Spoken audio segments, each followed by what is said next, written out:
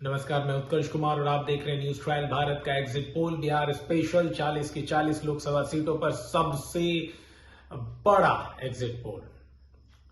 बात करते हैं अगली लोकसभा सीट की, दरभंगा की। दरभंगा क्षेत्र पहले ही लाइन में बोल दे कि ये सीट जो है एनडीए के हिस्से जा रही है। आरजेडी ने यहां पर ललित कुमार यादव को उम्मीदवार बनाया। ललित कुमार यादव दरभंगा ग्रामीण से विधायक भी हैं, कद्दावर नेता हैं, वरिष्ठ नेता हैं राष्ट्रीय जनता दल के।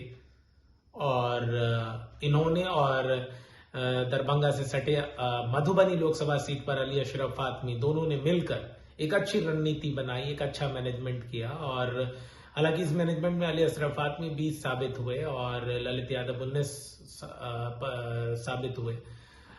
जो यादव और मुसलमानों का एमवाई समीकरण था उसको इंटैक्ट रखने में अली अशरफ फातमी सफल हो गए। लेकिन दरभंगा में वो एमवाई समीकरण काफी हद तक तो इंटैक्ट रहा, लेकिन कुछ एक यादव वोटर्स छिटक गए। हालांकि मधुबनी और दरभंगा लोकसभा सीटों पर हिंदू मुस्लिम वाला सांप्रदायिक या धार्मिक स्तर पर उन्माद या वोटरों का बंटवारा नहीं हुआ काफी हद तक। यहां चौथे चरण में 13 मई को मतदान हुआ। 57% मतदान हुआ। 2019 के लोकसभा चुनाव के हिसाब से 1% कम मतदान, या कहें तो बराबर उसी आसपास वोटिंग हुई। गोपाल जी ठाकुर यहां से बीजेपी के उम्मीदवार बनाए गए। गोपाल जी ठाकुर जो हैं वो 2019 के से सांसद भी हैं, निवर्तमान सांसद, स्थानीय सांसद दरभंगा के गोपाल जी ठाकुर ही हैं। ललित कुमार यादव आरजेडी के कैंडिडेट, गोपाल जी ठाकुर बीजेपी के कैंडिडेट बनाए गए।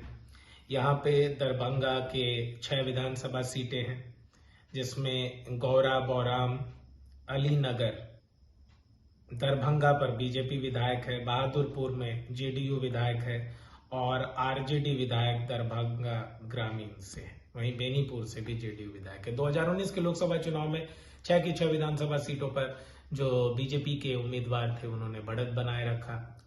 गोपाल जी ठाकुर सभी विधानसभाओं में लीड करते हुए नजर आए। बीजेपी के गोपाल ठाकुर को तकरीबन 6 लाख वोट मिला था, 61% वोट, और आरजेडी के अब्दुल बारी सिद्दीकी को 3,18,000, बस 33% वोट, और जीत हार का अंतर 2,70,000 के आसपास था।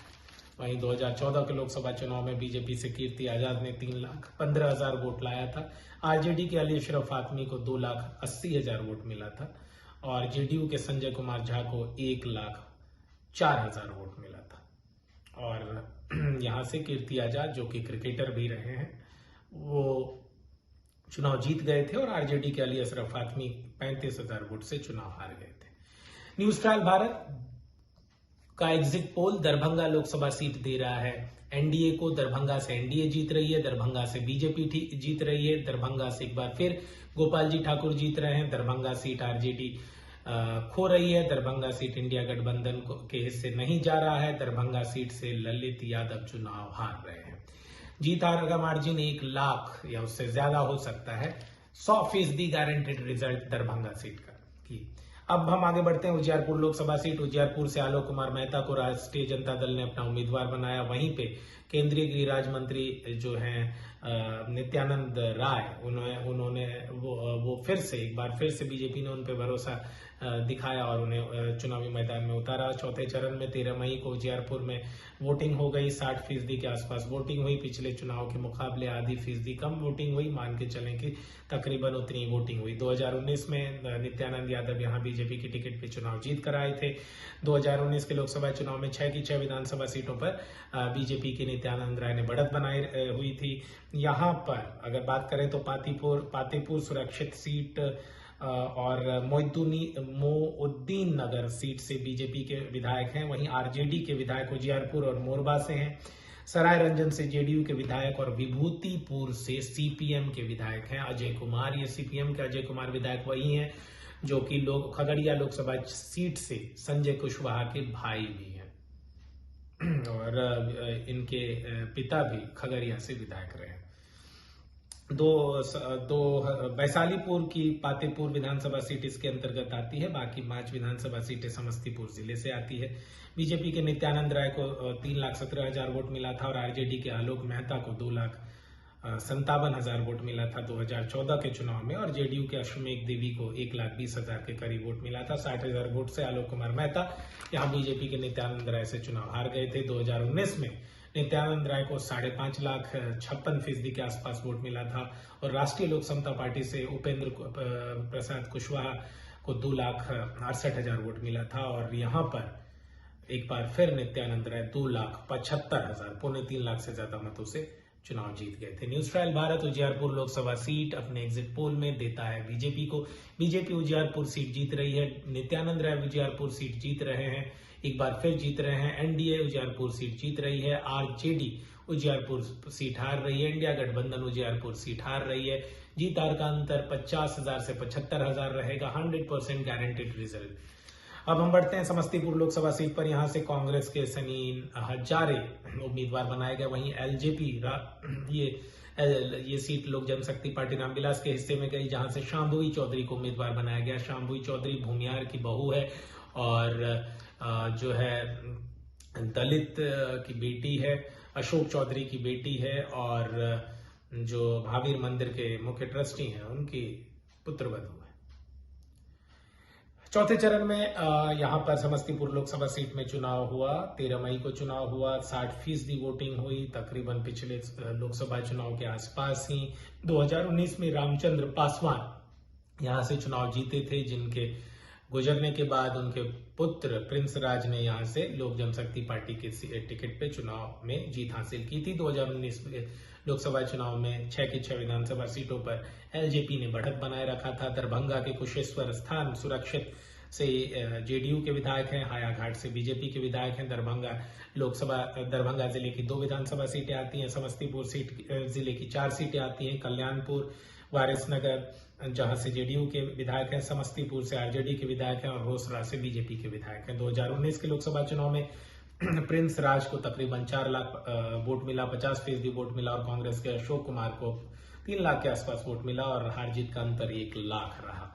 तो शांभवी चौधरी काफी युवा नेत्री हैं, सबसे कम उम्र की उम्मीदवार भी हैं। लोकसभा चुनाव की रैली में एक सभा में नरेंद्र मोदी ने उन्हें अपनी बेटी बता दिया था और 2014 के लोकसभा चुनाव में रामचंद्र पासवान ने पौने 3 लाख वोट हासिल किए थे। कांग्रेस के अशोक कुमार को पौने 2,63,000 वोट मिला था। जेडीयू के महेश्वर हजारी को 2 लाख वोट मिला था।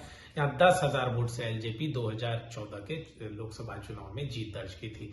News trial Bharat Samastipur Lok Sabha seat को अपने ओपिनियन पोल में भी दिया था जो एलजेपी आरबी को, और एग्जिट पोल में भी एलजेपी आरबी को ये सीट हम दे रहे हैं। समस्तीपुर सीट जो है लोक जनशक्ति पार्टी रामविलास जीत रही है। समस्तीपुर सीट एनडीए जीत रही है। समस्तीपुर सीट इंडिया गठबंधन हार रही है। समस्तीपुर सीट जो है कांग्रेस उम्मीदवार हार रहे हैं और यहां जीत हार का अंतर 1 लाख वोट के आसपास हो सकता है। 100% गारंटेड रिजल्ट।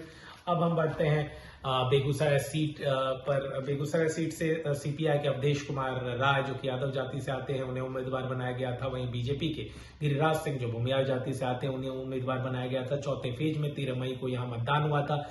59% वोटिंग हुई। पिछले चुनाव के मुकाबले 4% कम वोटिंग हुई। 2019 में गिरिराज सिंह यहीं से लोकसभा चुनाव जीते थे। 2019 में 7 की 7 विधानसभा सीटों पर बीजेपी ने बढ़त बनाया हुआ था। बेगूसराय जिले की 7 की 7 विधानसभा सीटें यहां से आती है, जहां से चेरिया बरियारपुर से राजद, साहेबपुर कमाल से राजद और बखरी से सीपीआई और तेघरा से सीपीआई के विधायक हैं। वहीं बछवाड़ा से बीजेपी के विधायक हैं, मटियानी से जेडीयू के विधायक हैं और बेगूसराय से भी बीजेपी के विधायक हैं। यहाँ 2019 के लोकसभा चुनाव में गिरिराज सिंह ने 7 लाख के करीब वोट प्राप्त किया था। 57%। सीपीआई के उम्मीदवार को पौने 3 लाख वोट मिला था। आरजेडी के टी हसन को 2 लाख के आसपास वोट मिला था। जीत हार का मार्जिन 4.25 लाख वोट था।